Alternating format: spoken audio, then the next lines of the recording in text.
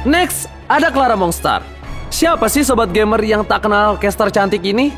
Yaps, cewek serba bisa ini sering kali kita lihat di turnamen e-sport seperti Mobile Legends Bang Bang, AoV, Dota 2, dan PUBG. Wih, laris manis ya. Lancar rezeki ya Bude Mongstar.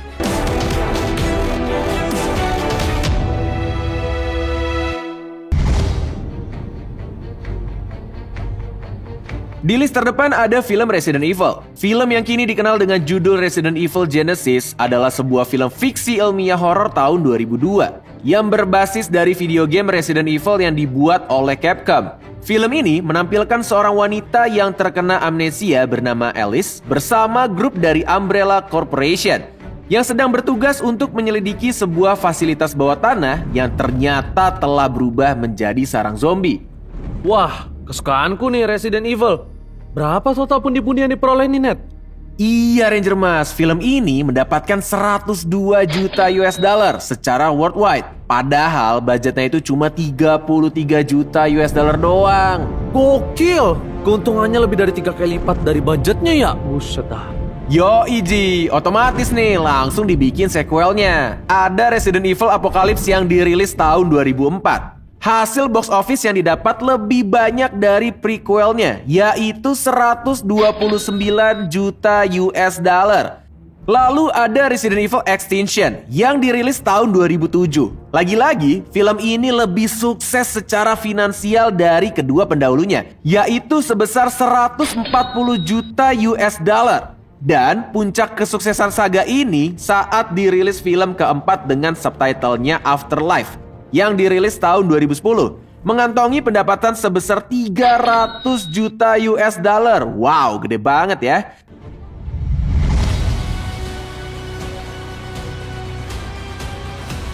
Selanjutnya, film berdasarkan adaptasi game tersukses ada Lara Croft Tomb Raider.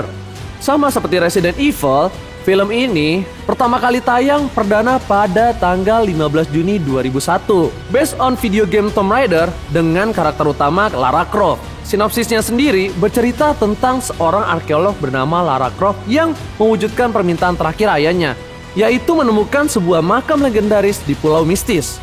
Wow, kira-kira hasil box office-nya berapa ya Ji? Film ini menghasilkan keuntungan sebesar 274 juta US dollar di seluruh dunia. Tahun 2018, film Tomb Raider di-reboot dengan pemain yang berbeda. Film ini tahun 2008 juga loh Sobat Gamer.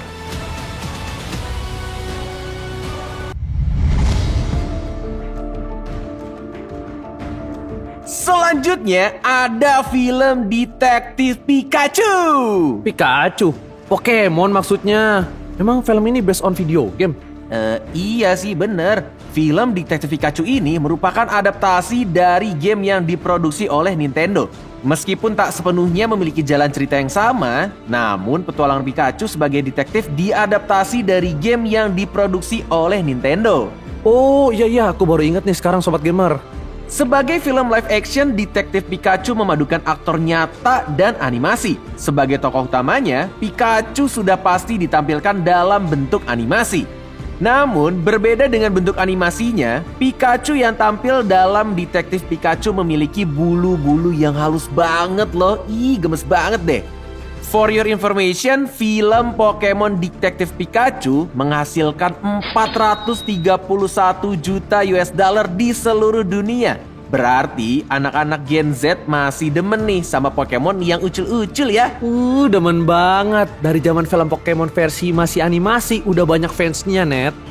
Sobat Gamer, sebenarnya masih ada beberapa film adaptasi games yang lumayan sukses. Seperti Prince of Persia: The Sands of Time, lalu Assassin's Creed, dan yang terakhir Warcraft. Jangan lupakan saga Silent Hill, dan tentunya The Angry Birds Movie.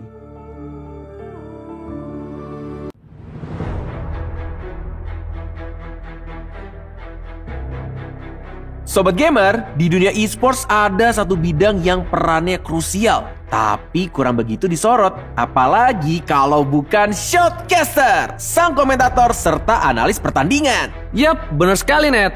Dan untuk itulah, kita kali ini akan membahas seputar Shoutcaster Esports Indonesia berpenghasilan terbesar. Langsung aja, yang pertama, ada seorang caster yang dikenal untuk game Dota 2. Dia adalah Gisma Priyayuda Ashidik alias Melon Dotol. Cowok asal Malang ini hijrah ke ibu kota untuk bisa berkarir di dunia esports. Perjuangan Melon Dotol ternyata membuahkan hasil. Kini, ia bisa meraup bayaran hingga 10 juta per bulan dengan menjadi seorang caster. Wow, mantap jiwa. Salut banget sama Melon Doto ya, perjuangannya membuahkan hasil nih, Net. Oh iya, ada fakta menarik nih tentang Melon. Dia sempat pensiun sebagai caster. Tapi berita baiknya, dia sudah balik lagi menjadi Shoutcaster. Woohoo!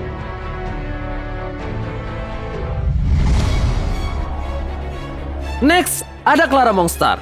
Siapa sih sobat gamer yang tak kenal caster cantik ini? Yaps, cewek serba bisa ini seringkali kita lihat di turnamen esports seperti Mobile Legends Bang Bang, AoV, Dota 2, dan PUBG. Wih, laris manis ya. Lancar rezeki ya Bude Mongstar. Cie, Oji. Apaan sih, Net? Jangan suka menggiring opini dong. Udah ya, balik ke topik ya. Nah, cewek bernama asli Clara Kartika itu dikenal multitalenta karena dia juga berprofesi sebagai influencer dan juga brand ambassador. Dengan banyak job desk, Mongstar bisa meraup penghasilan jutaan rupiah loh.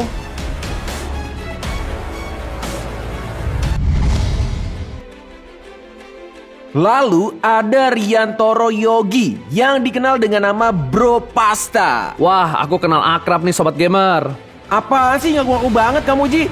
Pasta itu lebih deket sama aku tahu. Orang dia aja pernah curhat sama aku. Oh iya, kamu kan adiknya ya Bro Cornet. Woi, fokus woi, fokus. Iya, Ji, iya. Oke deh, kita lanjut lagi ya. Pasta memulai karir sebagai caster untuk game Dota 2 dan kini ia adalah caster hampir semua games di esports. Meskipun sempat ditentang oleh keluarganya, Pasta bisa membuktikan bahwa menjadi caster juga bisa mendapatkan penghasilan tetap.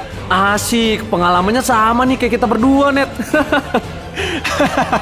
Jangan curhat ya, Ji. Udahlah, back to topic ya sobat gamer. Pasta pernah menjadi caster PMCO 2019 dan dia juga bisa meraup jutaan rupiah dari profesi yang ia geluti.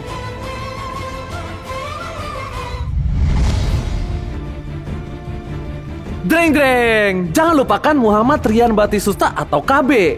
Penggemar esports Mobile Legends Bang Bang pasti tahu KB. Caster yang serius banget ketika nge-cast ini awalnya merupakan seorang gamer yang getol bermain sejak kecil.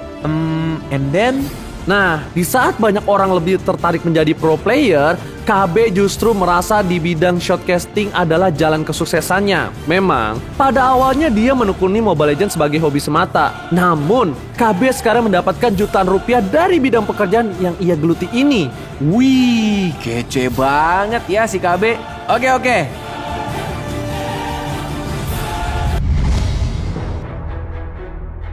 Last but not least, ada caster yang sekarang menjadi host program Top Gamer GTV. Pria bernama asli Fahmi Maulana. Ini kan nama aku, Ji. Aduh. Udah. Aku aja deh yang lanjutin ya. Kamu pasti nggak enak kan? Fahmi Maulana atau yang dikenal dengan nama Cornet ini mengawali karir dengan ikut program pencarian jodoh di salah satu TV swasta. Dan setelah itu, ia mendapatkan berbagai tawaran sebagai seorang caster yang kini berpenghasilan di kisaran jutaan rupiah. Wah, traktir enak nih, Net. Ih, apaan sih, Ji? Udah cabut, udah. Nggak mau. Ih.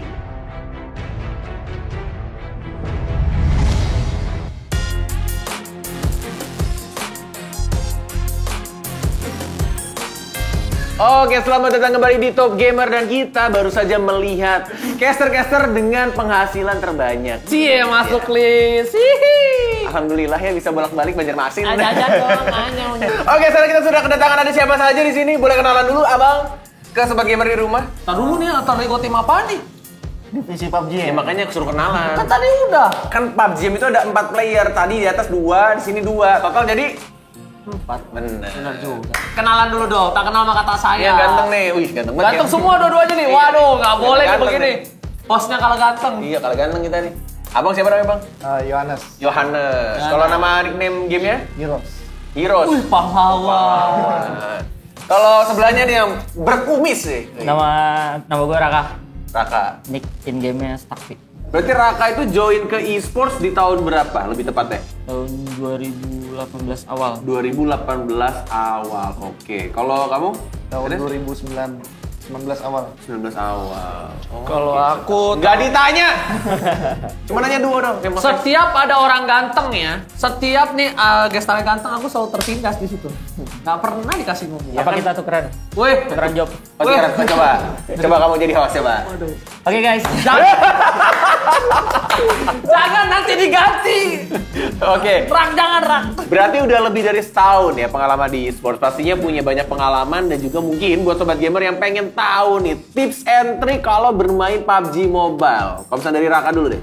Tips and trick main PUBG Mobile itu main terus. Karena main terus itu jadi aimnya itu tetap bakal kita punya standarisasi, punya standarisasinya aimnya.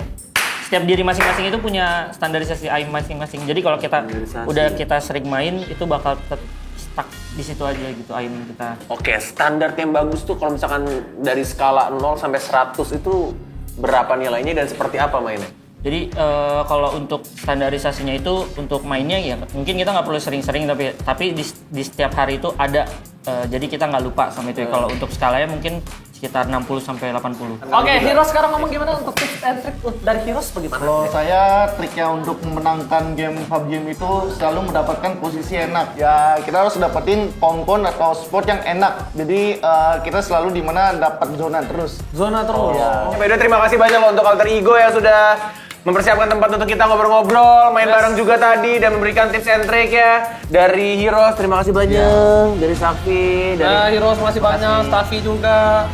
Oke, nih sobat gamer semua, kita udah dengerin juga tips and trick. Semoga ini bermanfaat buat kalian di rumah bisa Amin. mencobanya. Siapa tahu jadi pro player, nggak ada yang tahu. Jodoh, umur, rezeki nggak ada yang tahu. Ya bener banget. Dan pastinya kita akan melakukan keseruan-keseruan lainnya. Jadi pastikan terus untuk kalian semua sobat gamer, saksikan terus Top Gamer hanya di GTV. Yes!